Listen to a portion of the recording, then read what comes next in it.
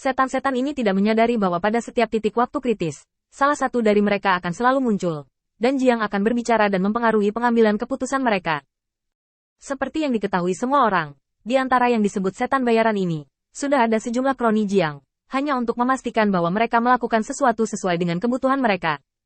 Hasutan pada saat-saat kritis sudah cukup. Ketika iblis-iblis ini masih ragu-ragu, iblis sudah menjadi liar, menunjukkan wajah aslinya, dan langsung berlari ke arah Hurley. Membunuh. Satu orang meraung, dan setan lain yang hadir di tempat kejadian tidak punya pilihan selain menggigit peluru dan mengikuti. Untuk sesaat, setan yang tak terhitung jumlahnya bergegas keluar dari hutan pegunungan. Agresif, sehingga Hurley sedikit terkejut. Sebenarnya ada penyergapan. Saat ini, semuanya bisa dijelaskan dengan jelas. Mengapa dia tidak bisa melihat Feng Tianxing sampai sekarang? Ternyata dia ada di sini menunggunya masuk perangkap. Untungnya, saya waspada dan tidak jatuh ke dalam perangkap sepenuhnya. Menarik, sebuah kata sederhana yang mengungkapkan pemikiran Hurley. Pertempuran ini hanyalah putaran lain dari rencana Feng Tianxing untuk mengetahuinya. Sekelompok setan segera mundur dan menjauhkan diri dari setan tersebut. Meski penasaran kenapa para demon ini tidak bisa mengejar, Hurley malah memperlambat bawahannya dan digantung dari jauh oleh kelompok demon ini. Tidak bisa menyingkirkan apapun seperti. Melihat bahwa ini bukan cara untuk pergi, setan-setan ini tidak dapat mengejar. Heli hanya berbalik dan membunuhnya. Dia langsung menendang ras iblis yang paling ganas, dan langsung meraung. Feng Tianxing, kamu dan aku tidak dapat dipisahkan. Selama aku mendapatkan harta itu, aku pasti akan menghancurkan semua caramu.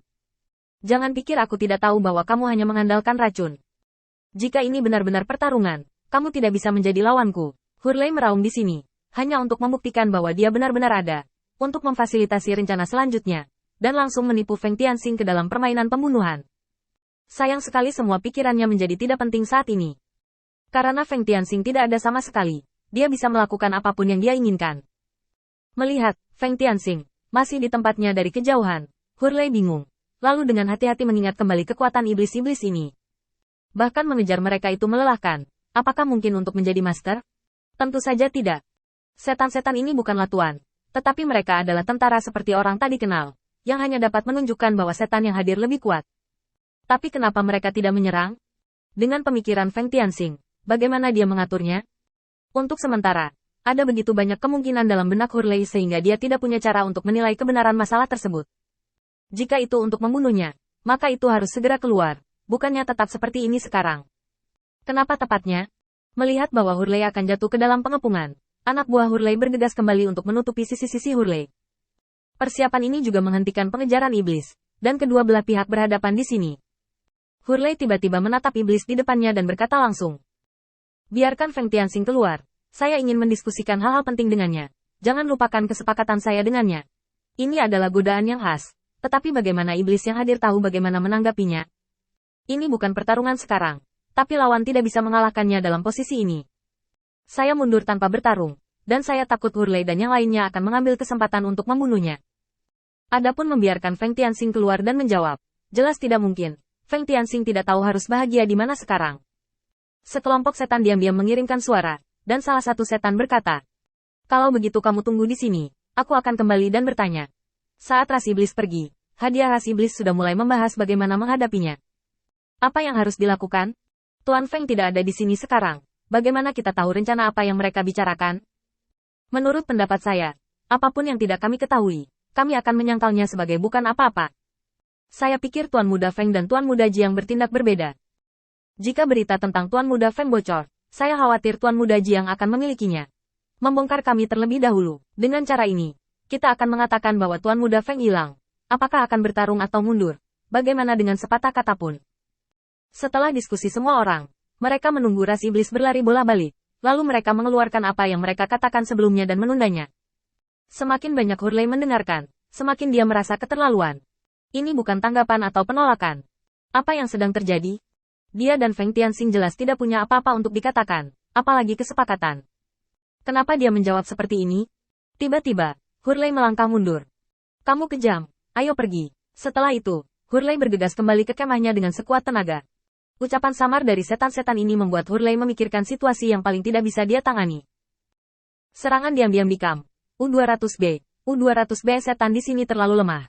Tetapi mereka datang untuk menyergap, kemungkinan besar karena kekuatan utama yang sebenarnya telah dipindahkan ke sekitar kampnya, dan sekarang serangan umum mungkin telah diluncurkan. Jika dia tidak ada di sana, bawahan itu pasti akan jatuh ke dalam kerugian dan dimakan habis ketika mereka menghadapi trik tak berujung dari Feng Tianxing. Sekarang Hurley hanya ingin bergegas kembali, sama sekali mengabaikan setan-setan ini. Perubahan orang yang tiba-tiba membuat para iblis yang hadir langsung menjadi bodoh. Hurley tiba-tiba melarikan diri, dan dampaknya terhadap mereka tidak kecil. Apa yang kamu lakukan? Mengejar. Sekelompok besar setan bergegas keluar, tapi sayangnya kecepatan mereka terlalu lambat. Bahkan kentut Hurley tidak mengejar. Jika Anda kehilangannya, Anda hanya bisa kembali ke kamp dengan putus asa. Semua iblis merenungkan di dalam hati mereka, bagaimana memberitahu Jiang masalah ini dengan cara yang lebih halus, agar tidak mengurangi hadiah mereka. Hurley bergegas kembali. Awalnya perjalanan setengah hari, tapi sekarang dia tiba hanya dalam 1 jam. Di mana orang-orangnya? Keluar.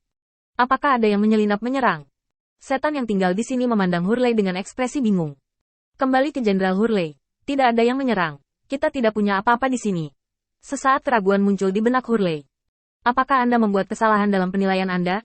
Feng Tianxing tidak ada di sini atau menyergapnya. Di mana itu?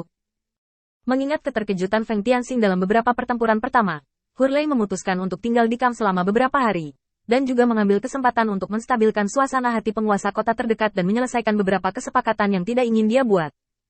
Konsolidasi kembali garis pertahanan di sekitar kota, sehingga kampnya dapat memperoleh kembali ruang yang stabil, sehingga dia dapat pergi dari sini dengan tenang dan pergi ke tempat lain untuk melakukan sesuatu. Ini juga merupakan solusi untuk kekhawatiran.